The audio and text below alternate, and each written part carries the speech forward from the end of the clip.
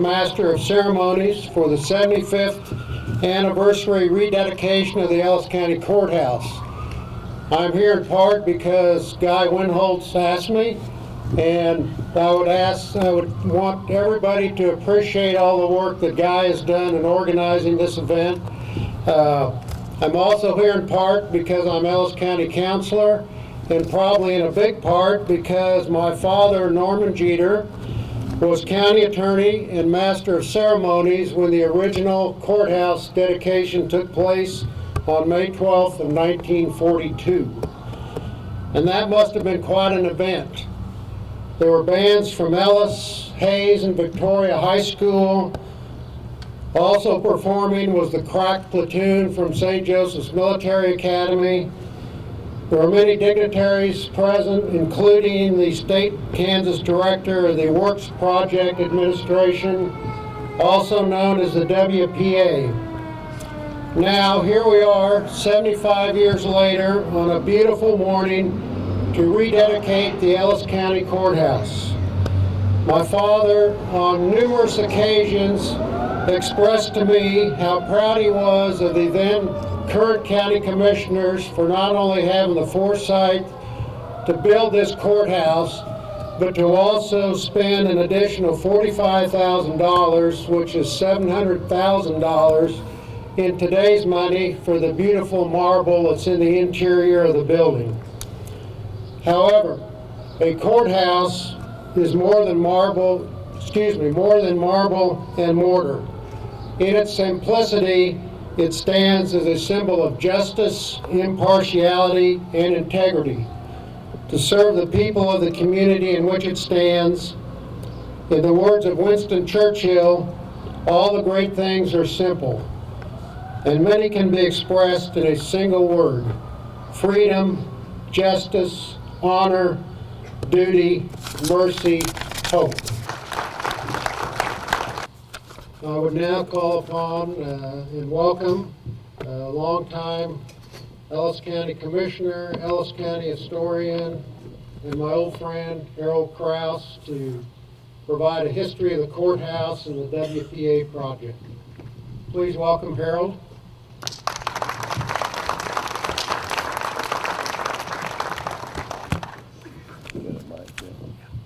I'm not sure about historian, but there's a lot of fellows sitting over here that are in their 90s that had a personal interest in this construction, I'm sure.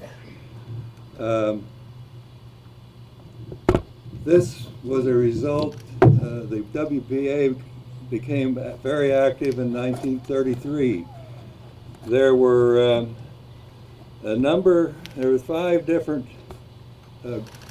groups that were activated by President Roosevelt in 1933, including the AAA, which was agriculture, PWA, which was public works, the WPA, of course, and CCC, Conservation Corps, and NYA, which was youth.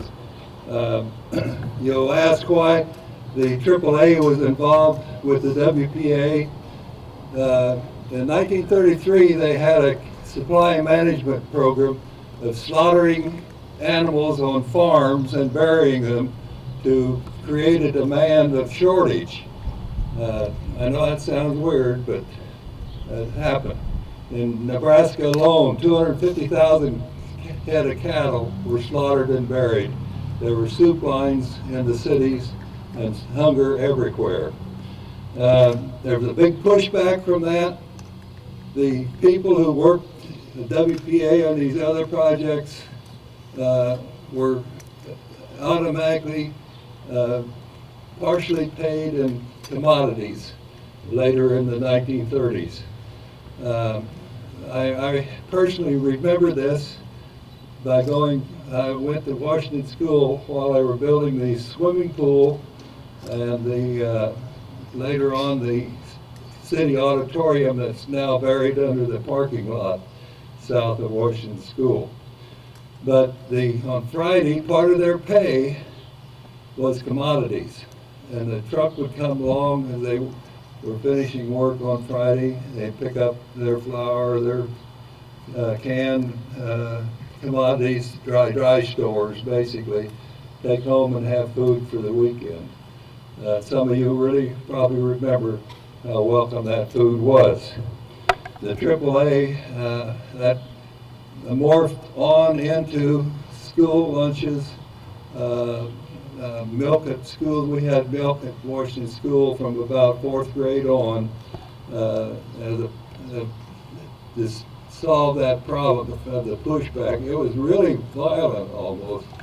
People could not understand why we buried that much food.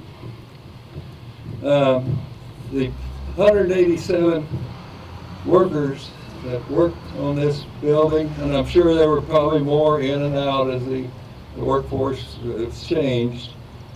105 worked at the Stones Quarry, and I'm sure some of that was down at the Phillip Ranch. I haven't talked to confirm all that, but a lot of this stone was, all of it came from Ellis County. 105 of those were, like I say, in the Stones Quarry. 40 were stonemasons. If you notice, there's a pattern on the face of these stones, and all that was put on there by hand.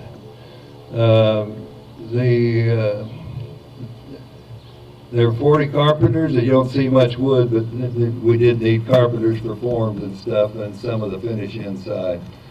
There were 40 laborers to do general work, 3 cement finishers, 1 blacksmith. They had to sharpen their tools. That was an art in itself. There were 32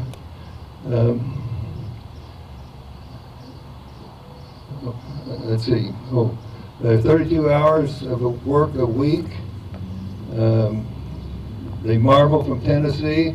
Now that marble was quarried in Tennessee under similar programs of WPA.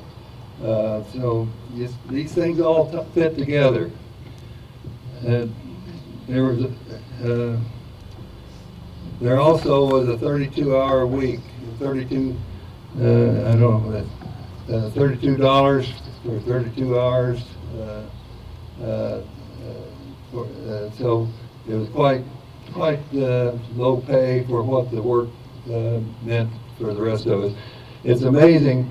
All these things, like the PWA, built the Main Street Bridge, as I remember. There was a sign at the north end. The CCC did a lot of the work of the park down there. They gravelled the roads. They built wooden shelter houses. The stone shelter houses down there, I remember, were WPA also. The NYA came along a little later. The office of the NYA was in the south end of Picken Hall on the campus. It was for boys and girls to the ages of 16 through 25. It was kind of a work-study program, you might say. So all of these things fit together to build our community. We still see the monuments of the swimming pool, the courthouse, of course, the ballpark, the defunct band shell that's there no longer. All of these things we've been able to, in our age, enjoy and use, and they're still very useful today. You'll see this all over Kansas and all over the United States. Very similar type of construction that was permanent and is very useful for our communities. Our hats are off for those that had to go through this. I remember one of the ties in with the bridge on Main Street. They rechanneled the Big Creek to the west, and they put part of that into the dike to do the rechanneling, part of it into the old ox bend to the south of those west shelter houses. Of course, they weren't there at that time. But the dirt from the basement of this building went into level that ground off and make it usable for playing ballparks and horseshoes and all sorts of things down there by those western shelter houses. Later on, the dirt from the defunct city auditorium also went in there and made it much more usable for the people. So a lot of these programs fit together to make a stronger and better community.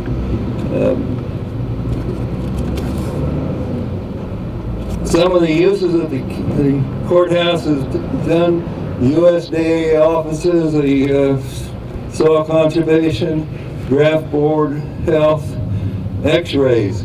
At high school, or all through school, we had chest x-rays every 4 or 5 years, it seemed like, for tuberculosis. Those were held in the basement here. I've been through that many times in my school years. Inoculation, the same thing. We'd line up and go through by the health department and have our inoculations. And some of the funny things, you might say, is the treasurer was in charge of bounties for rabbit ears and coyote ears. And I remember bringing in a group of coyote ears that were kind of ripe, and they about threw me out. Little thing in the design of the halls, if you notice there's a molding at the top of the walls. Ralph Hunter, who was involved in the construction here, stated that they made that out of rubber. It looks like plaster, but they made it out of rubber, molded it, and attached it to the, I don't know whether it survived the remodeling or not, but that was a little thing that was done. Another little thing, the tree to the south here, the pine tree, was where the law enforcement center is. We moved that up here as called the community Christmas tree at that time.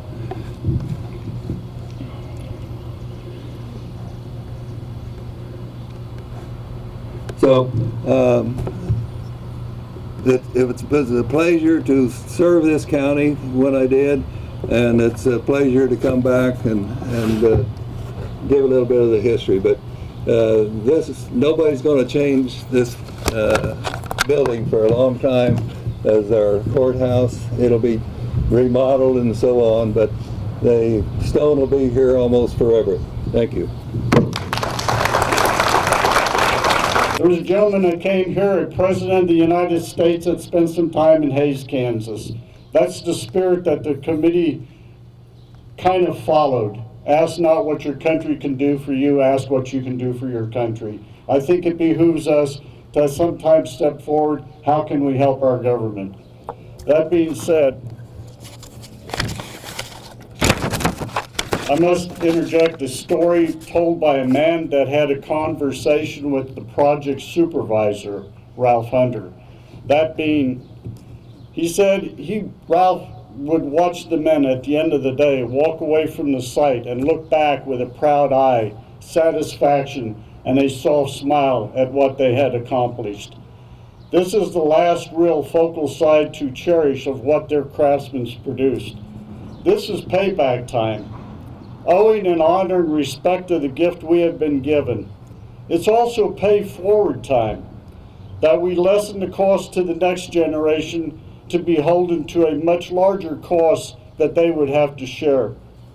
Among the audience, I see a very good number of the 150 donors at this point that have made a commitment of support for this worthy project.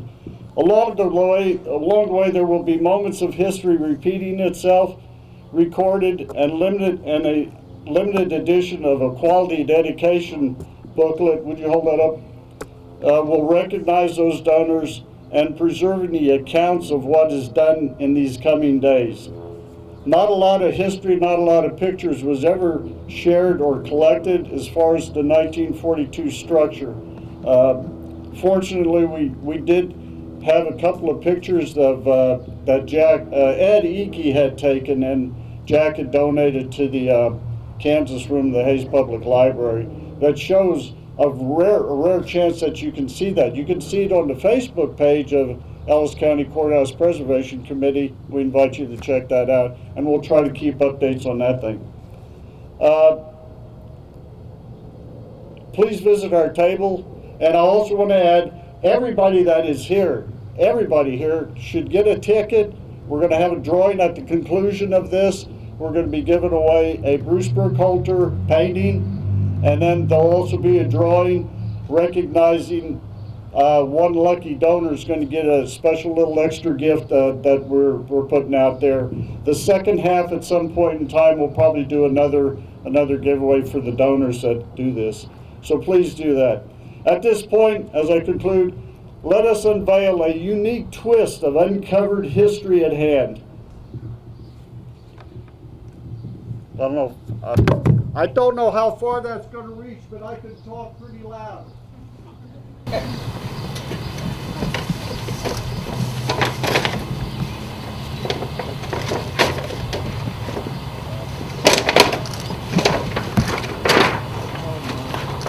What you have here is the 1898 stone from the courthouse that was here before this was put up. This is historic. That's a generation that gave us the greatest generation in 1942. So we hope to locate those here as a foundation for the future that the 42 gave us, and the future of what we're going to do to preserve this historic structure.